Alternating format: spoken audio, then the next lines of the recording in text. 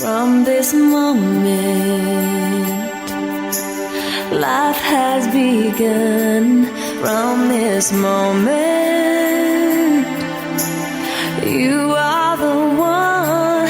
Filmul relației lui Cristi și a Edinei a început în urmă cu 5 ani, atunci când cei doi trudeau împreună la realizarea unor emisiuni de televiziune. Primele mele cuvinte pentru Cristi erau: mie mi-este indiferent dacă filmez cu tine satul Bihorean sau nu. Eu am nevoie de un cameraman.